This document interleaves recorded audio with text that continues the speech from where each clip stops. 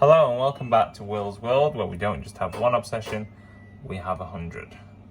Today's obsession is going to be talking about last night's England match.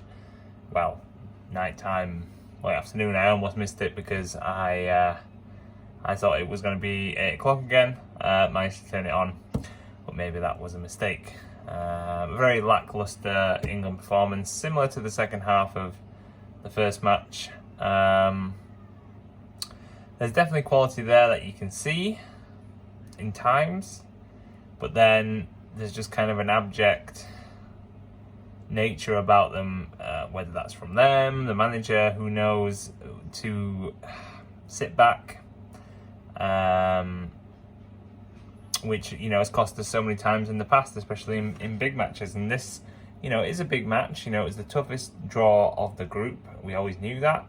So objectively, if you were looking at it from a managerial perspective, maybe you've gone and told your players, win the first match, don't lose the second match, and as long as we win, potentially draw the final match, we're going to be fine. We're going to get through these kind of topsy-turvy rounds and regroup for the knockouts, and potentially put out a different team, because I think that's needed. I think after two matches, it's clear that things aren't working. For me, I love Trent.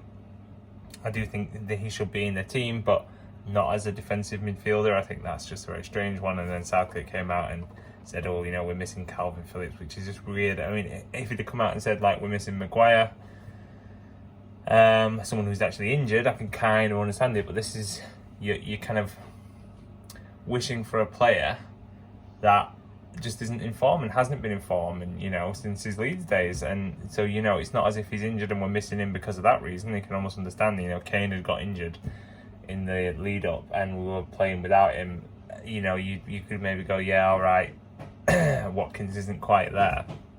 But for this, I think this was quite disrespectful, as it has been a little bit towards Trent consistently. Southgate, that's just my opinion. I love him. I think he's the best England manager, certainly the best England manager I've ever seen. However, it seems like we're just stagnating. We're not kind of going to the next level that we kind of probably should be. I read on the message board that someone had made a reasonable point, which was, we've had our criticism maybe at Southgate a lot is he's not getting the most out of these players who are so talented and attacking and free-flowing. And someone made a point that it's always been kind of similar, even if you go back to England's golden generation. So in that sense, maybe he is doing better than he should be. But I think there's a feeling from most England fans that there is a lot more to come from these players, and that they all consistently do well for their clubs to the very highest level.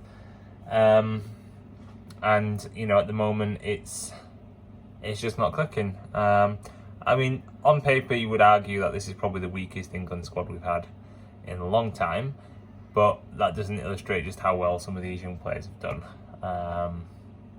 It's just whether they're fully immersed in the England culture yet, the England football culture. And obviously a lot of them haven't had the experience of being playing in squads or in teams with these players. Don't get me wrong, they've done really well so far, like the new additions such as Gahey and a few of the subs when they've come on. But I guess the biggest question mark for Southgate after this 1-1 draw is why haven't we used Cole Palmer yet? Is there an issue there, or is it going to be a similar situation to it was with Grealish over the last two tournaments, where the fans were clamouring for him because he's had an amazing season? Potentially Southgate seeing something different in training. Maybe it's not clicking there, but I don't see why that shouldn't be an option for the final group match. We've got to go out and attack it, because like I say, even a draw might not be enough.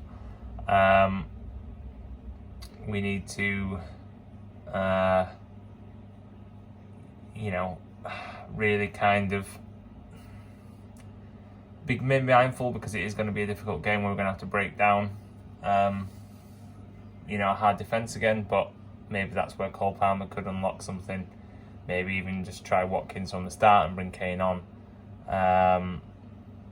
and probably go from there. I mean, I'm still struggling with the left back aspect. I love Kieran Trippier, like I've said, but if Shaw's anywhere reasonably fit, this is the perfect match to kind of let him have a bit of a time with it, because we have got that option then to play Trippier later on in the match, potentially after we've gone ahead, hopefully by more than one goal, because that seems to be our Achilles heel. I think if we get the second goal, we tend to be on a winning trajectory. So, not entirely hopeless. At the end of the day, like I said, we'd have probably took a draw realistically, because it was the toughest match of the group. But I think it's more the performance at the moment rather than the results. If you look on paper, 1-1, draw 1. Probably played the two toughest matches out of the group. It is more performance based, and I think we're still not quite there. My personal opinion, I think it'll be Southgate's last tournament, regardless of what happens. Obviously, he wins it, potentially he'd stay on, but I think he'd probably go out on a high after everything. I think he's on 97 matches, 98 would be the last one, and then 99 would be the round after 100. So potentially, if he won it, it'd be like his 101st match or something. If I've worked that out right, maths is not my strong suit.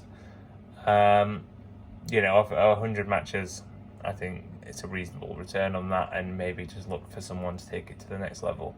No idea who that is, because it's England and we don't tend to have much of an idea. So on to the next match. Let's see how we get on. Still positive. It's nice to have the England matches on. Okay, guys, as always, peace, love, and prayers. Bye.